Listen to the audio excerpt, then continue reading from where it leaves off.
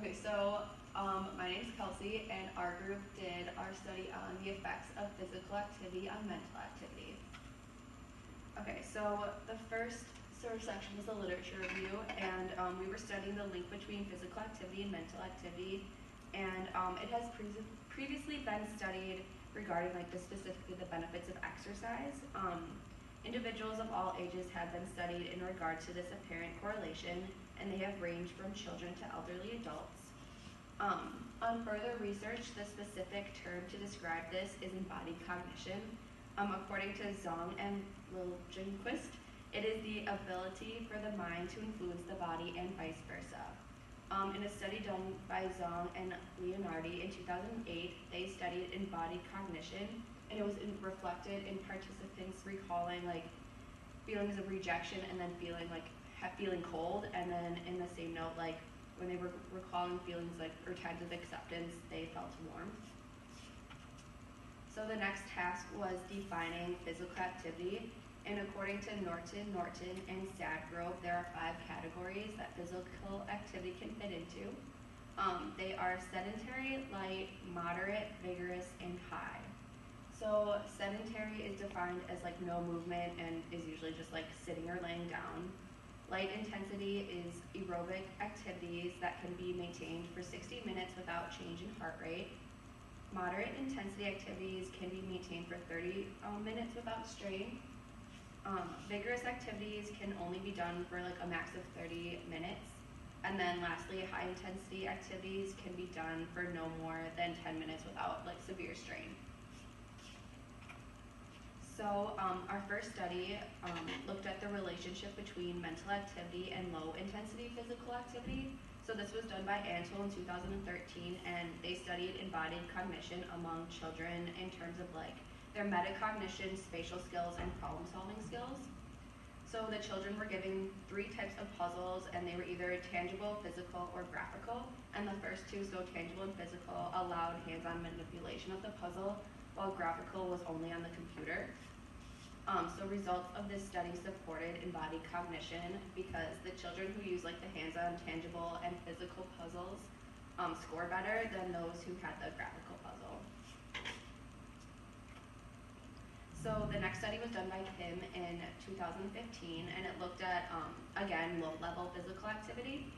They took specifically stress balls and the effects it had on creativity. So participants were given either hard or soft stress balls, and then they were tested on divergent or convergent creative thinking. The results of this study correlated manipulation of hard stress balls and scores on the remote association test. So that was the convergent thinking. And then those who had the soft stress balls scored better on the Torrance test of creative thinking, which studied divergent thinking. Okay, so now delving into more of the moderate and high intensity activities in terms of mental activity. Castle has decided to look at short-term memory, long-term memory, and attention in elderly participants over a 24-week resistance training protocol. So he broke up both groups into moderate and high intensity resistance training. So first, both moderate and high intensity groups did a light set on each of 6 workout apparatuses. Then the moderate intensity group did a set of 8 repetitions at 50% of the 1 rep max. And then the high intensity group did a set of 8 repetitions at 80% of the 1 rep max. What they found was that both the moderate and high intensity groups made significant improvements in the 9 items that were tested on the 4 tests that were used. And no significant differences were seen between the moderate and high intensity groups. Now looking at more of the cardiovascular side of physical activity, PSY et al. Decided to test the processing speed, episodic, and working memories in office workers that reported to have low, moderate, and high aerobically fit lives. So the moderate and high aerobically fit groups did significantly better in the inhibition and episodic recognition tests. compared to the low aerobically fit individuals. And no other significant differences were seen between the three groups. Next, Alves et al. Decided to look at selective attention using the Victoria version of the Stroop test, and then short-term memory using the digit span test.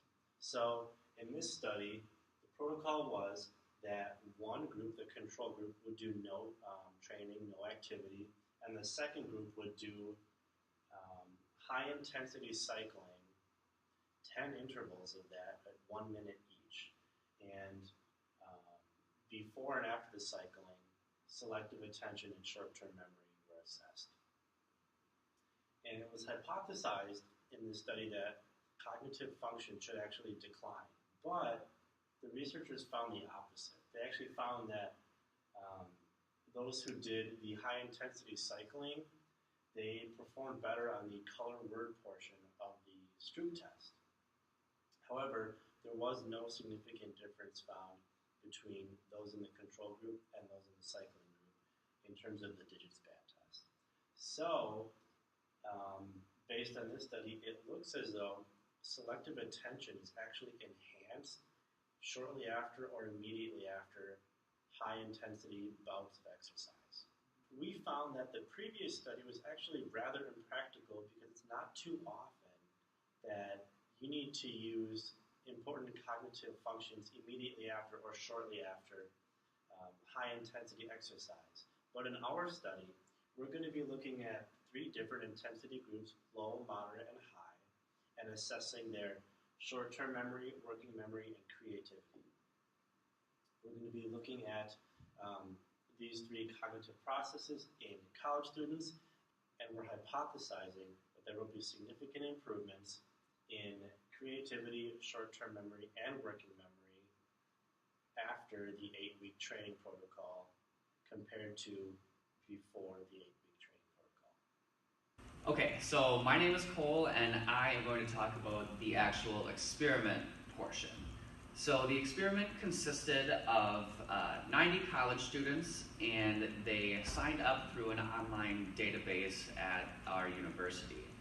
So the mean age was 19 years old. It consisted of 40 females and 50 males, which divided up to 44% female. They received extra credit in their classes if they signed up for this experiment, and then they received emailed instructions after signing up. So they were brought into the experiment.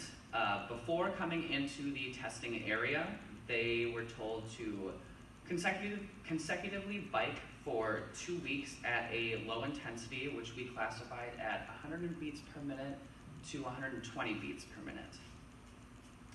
This experiment was set up in a 2x3 between subject design, and the independent variables were levels of physical activity, and the dependent variable was creativity and short-term memory / working memory. When looking at the independent variable, we had 3 different types of physical activity: low, medium, and vigorous. The low level of physical activity was categorized by heart rate of 100 beats per minute to 120. Medium was 120 beats per minute to 140, and then our vigorous was 140 beats per minute to 170 beats per minute. Creativity was tested by the Terrence test, as we talked about in previous literature, and our short-term memory and working memory was tested throughout the digit span. So after the participants got their emailed instructions, they completed their 2 weeks of biking. Those 2 weeks consisted of 4 times per week, so a total of 8 times biking within this 2-week period. They were given stationary bikes on campus they could utilize to complete this biking, and they were given heart rate monitors as well, so they could measure their heart rate as they were biking, so they could monitor their low activity level. Because we had 3 different activity levels, 3 groups received 3 different instructions. all groups received the same pre-test instructions as to biking, and then it changed from there. So Group A, the creativity group, were told that they needed to complete the Torrance test coming into the experiment, which was the pre-test. When they completed the Torrance test, they were connected to an EEG to measure their brain activity levels. After they completed the pre-test, they went into an 8-week period where they would squeeze a stress ball 1 time per day for 10 minutes. And after completing this portion of the experiment, they would come into that same experiment room and complete the Torrance test again. And they would start with different base shapes so we wouldn't get the same type of data. Group B were told that they needed to complete a moderate intensity activity for a same 8-week period. So they came into the experimental room, completed the digit span, and were thrown into an fMRI so we could also measure brain activity levels. They would complete this moderate activity for 30 minutes per day, 5 times per week during that 8-week period. After they completed that portion of the experiment, they were brought back into the experiment room and completed the fMRI and digit span again. Then the vigorous group, essentially, they were brought into the experimental room, did the same exact test as Group B, the moderate intensity, except they were now the vigorous group, so their activity that they completed for 30 minutes a day for 5 times each week for that 8-week period was a vigorous activity instead of a moderate activity. Lastly, we had our hypotheses going into the experiment. So our first hypothesis was that participants will show significant improvement in all levels of the dependent variable, so creativity, short-term memory, and working memory after exposure to each activity based off of previous literature, Antle in 2013 and Kim in 2015. And then our second hypothesis, which was our null hypothesis, was that participants in the creativity group will not show significant results, but the high and moderate intensity will. That is based off of previous research of Casillas in 2007. I'm Nicole Nerva. So if our hypothesis were accepted, that would mean that all 3 intensity groups of low, moderate, and vigorous would have improved test scores after their baseline test before the 8 weeks of training. This would support Vandenbroek and Fredrickson, who suggested that there is a correlation between physical activity and mental activity. And even if our low intensity group, the stress ball group, had no improvement, it would still support our hypothesis because squeezing a stress ball it doesn't increase your heart rate, so essentially it's not really physical activity. So our hypothesis would still be accepted even if the stress ball group had no improvements. If it was rejected, that means all 3 intensity groups of low, moderate, and vigorous would have no improvement on their test scores. This supports Castle-Haas, who said there's no significant difference between moderate and high intensity in regards to mental activity. So basically there's no difference between moderate and vigorous intensity. And this would also support Pansar, who said there's no significant difference between cognitive benefits of high intensity and moderate activity. Limitations. We didn't have a control group. Our participants did take a baseline test prior to the 8 weeks of training. So we could compare results, but still, we didn't have a control group. And because of this, our participants had to retake the same test that they took before 8 weeks of training, which is good. That's good results. But so since we didn't have a control group and the participants had to retake the test, they could be susceptible to the test-retest theory, meaning that if they take the test a second time especially in the span of 8 weeks, which isn't that long. They might remember what they did on the test, what the test was like, and they just might improve naturally because they are retaking a test that they have already and they might not have done it before. So yes, they could, the results could be swayed that way because they would be knowing what to expect for this test. We also used we only used one stress ball. So according to Kim, he suggested that soft stress balls were the reason for improved test scores on the Torrance test of creativity. And so there's a difference between hard and soft stress balls. We only used one stress ball, so that could sway the results. And also, some people might have naturally lower or higher heart rates. So this means, for example, say that someone has a really high heart rate. They could be participating in like low intensity, moderate activity, and they would really be presenting as vigorous activity. And conversely, if someone has a really low heart rate, they could be participating in what they think is vigorous activity because it could be vigorous for them, but their heart rate shows that they're in moderate intensity. We also only used different tests for low intensity and moderate and vigorous. So our low intensity groups were only tested for creativity, while our moderate and vigorous intensity groups were tested for short-term memory and selective attention. So future direction, obviously, as I just said, we use different tests. So for the future, it would be good to have the same tests across all participants. So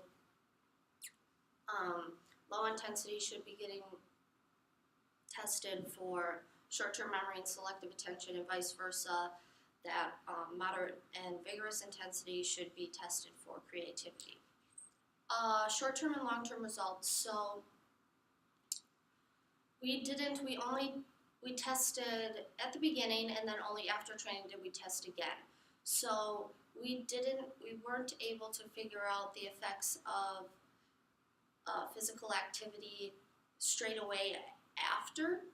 So basically in the future you would want to test short-term results where we only tested what you could say is a long-term result of 8 weeks. But it would be cool to see results for immediately after for every group, and as well as maybe like, I don't know, a couple, like more than 8 weeks, like 3 months or a year out. It would be interesting to see the results there. Yeah, so that's our study. Thank you for watching.